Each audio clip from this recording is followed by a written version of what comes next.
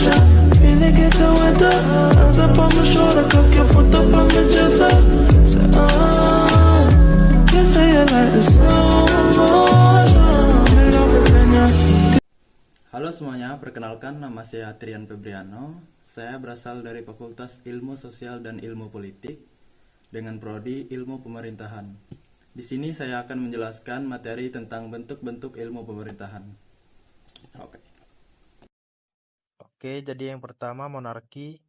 Monarki adalah sistem pemerintahan di mana kekuasaan tertinggi berada di tangan penguasa tunggal, seperti raja, ratu, kaisar, atau permaisuri. Monarki merupakan sistem pemerintahan tertua di dunia, yang sudah ada sejak manusia pertama kali membentuk peradaban. Jadi monarki sendiri memiliki beberapa kelebihan. Yang pertama, stabilitas politik, pusat identitas nasional, diplomasi dan hubungan luar negeri, dan yang terakhir pendapatan dari para wisata. Berikut adalah beberapa contoh negara yang menganut sistem monarki. Yang pertama, monarki absolut, negara Brunei, negara Qatar, Kerajaan Arab Saudi, dan Kesultanan Oman. Yang kedua, monarki konstitusional, Kerajaan Inggris, Kerajaan Belanda, Kerajaan Spanyol, Kerajaan Norwegia, dan Kerajaan Jepang. Dan yang terakhir, monarki elektif, yaitu Vatikan yang diperintah oleh Paus yang menjabat sebagai Raja Negara. Ya, jadi yang kedua, republik. Pemerintahan republik adalah bentuk pemerintahan di mana kepala negara dipilih oleh rakyat atau wakil rakyat yang dipilih oleh rakyat juga. Kata republik berasal dari bahasa Latin res publica yang berarti kepentingan umum atau urusan publik. Republik berbeda dengan monarki di mana kepala negara adalah seorang raja atau ratu yang mewarisi jabatan tersebut.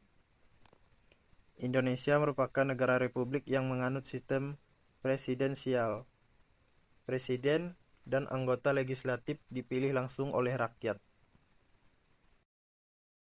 Dan di sini ada beberapa bentuk pemerintahan republik, yaitu republik absolut, pemerintahan yang bersifat diktator tanpa adanya pembatasan kekuasaan.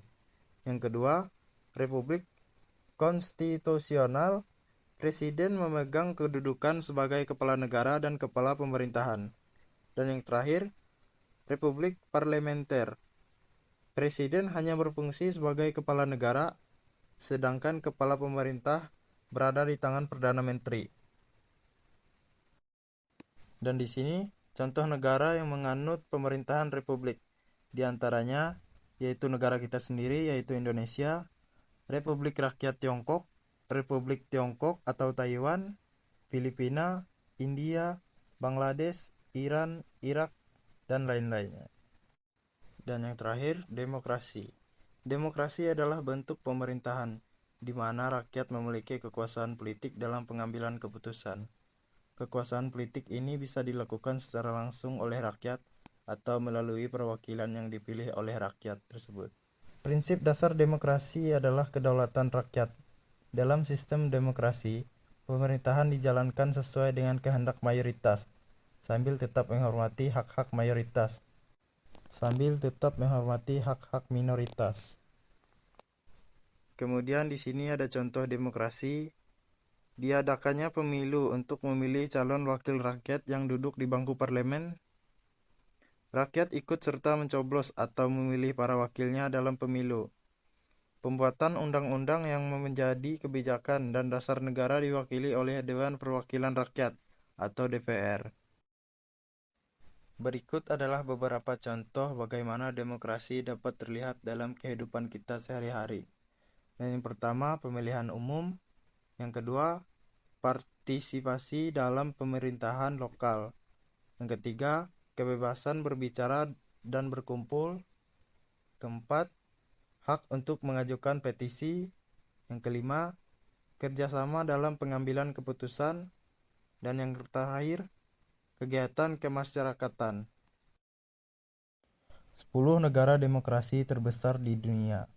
Yang pertama, India. Yang kedua, Amerika Serikat. yang ketiga Indonesia, yang keempat Brazil, yang kelima Jepang, yang keenam Filipina, yang ketujuh Jerman, yang kedelapan Thailand, yang sembilan UK, yang terakhir Prancis. Ya, jadi kesimpulannya, secara umum, perbedaan utama antara tiga bentuk ini terletak pada sumber kekuasaan dan cara kekuasaan tersebut dikelola dan diawasi. Monarki berfokus pada kekuasaan yang diwariskan, republik pada pemilihan pemimpin, dan demokrasi pada partisipasi rakyat dalam pengambilan keputusan.